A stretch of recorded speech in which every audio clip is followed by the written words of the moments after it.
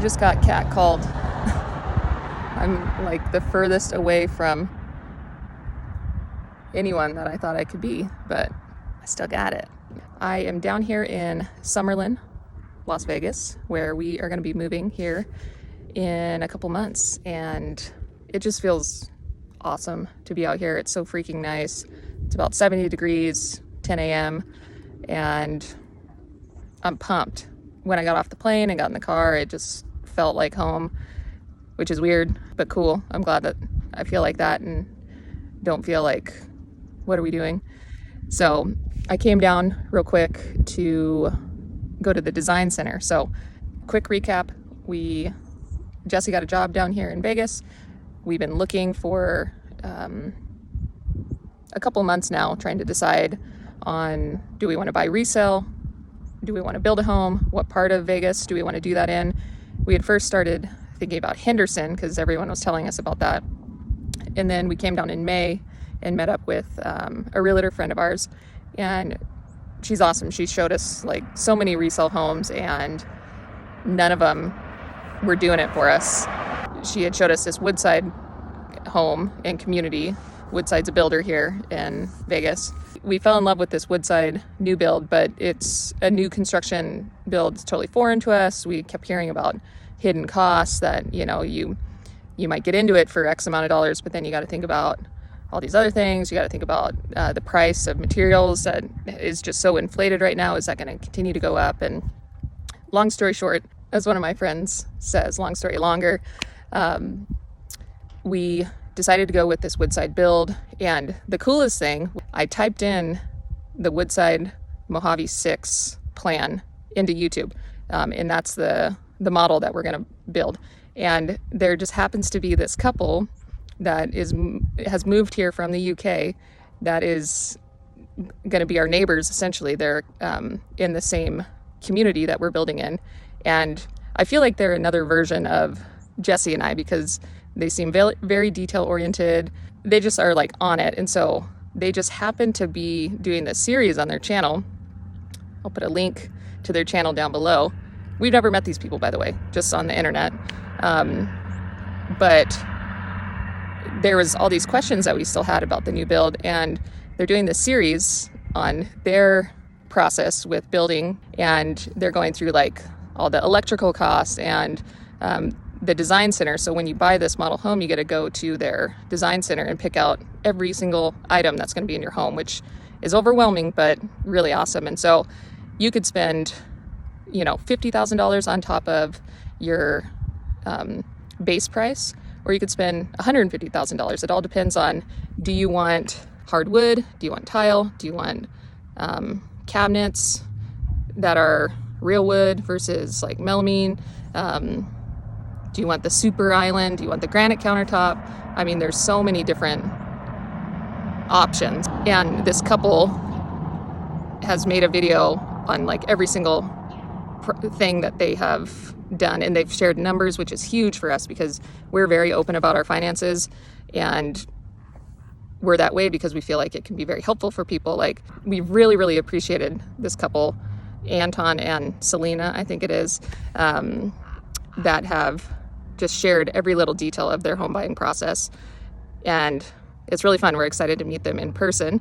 But anyways, all that to say, I'm down here to do the design center stuff, which I did yesterday. So I traveled all night, got here Wednesday at 8:30 a.m. It is now Thursday, 10 a.m., and I'm heading back to the airport after this to get back on the flight back to Anchorage.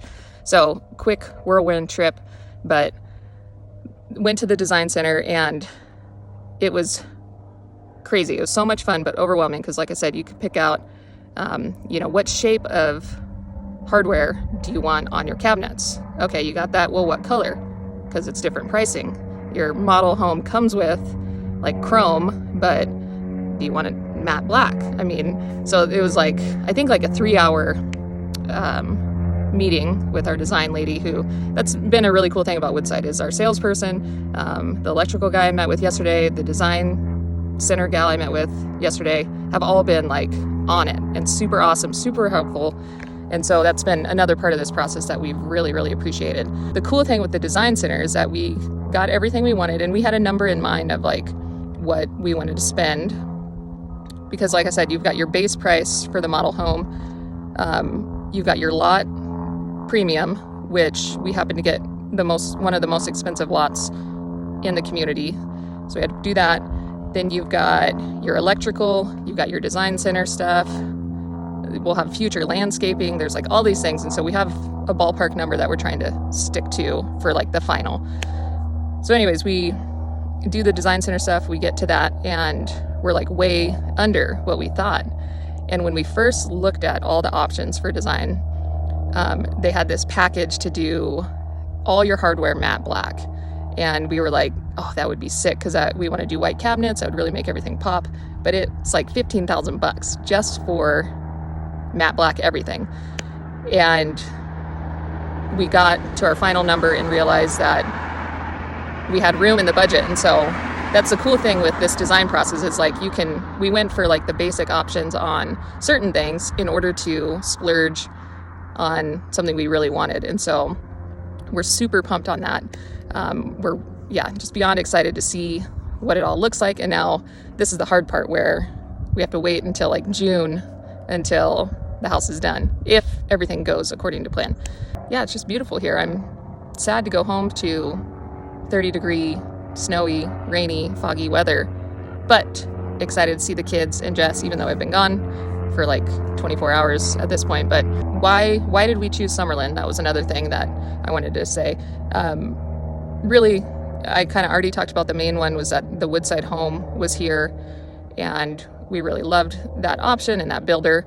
And the community is just awesome. Like, it's so clean, which is something that just speaks to our heart. We love simple, clean, and we love to be connected to everything. And so you've got all the restaurants, shopping, entertainment you could think of right here in Summerlin. You're only like 15-20 minutes from the strip. Right behind me is just mountains, which, that's one of the things that Alaskans we're just so spoiled with, is just crazy, beautiful scenery. And even though it's brown all around me, here, I'll show you. It's brown. There's some red, some green, but it's still just really pretty. There's still lots of hiking around here, lots of parks.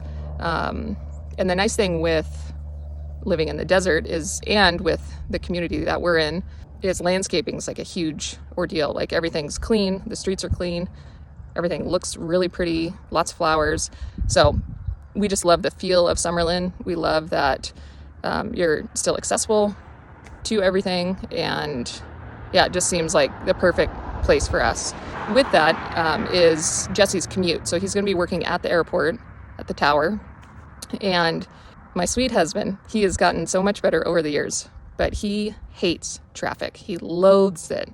And when we first got married, it was something that drove me nuts. He would like constantly honk his horn, and I'm thinking, unless you're like trying to like get someone's attention because they're swerving or whatever, like, why are you honking your horn? And I am kind of like I guess you could call it paranoid, but I'm just a little more aware of the fact that there's crazy people on the road, and you could give a little honk and that person can freaking pull out a gun and shoot you.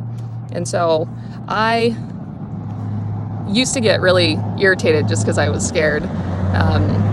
But he's come a long way, and he only honks his horn when absolutely necessary. And I've just grown to appreciate that level of passion in my sweet husband. But his commute to work was a huge factor in why we picked Summerlin, because not only was it the look and feel that we wanted, his commute is 2 streetlights from the new house and then highway for, I think it was like 21 minutes.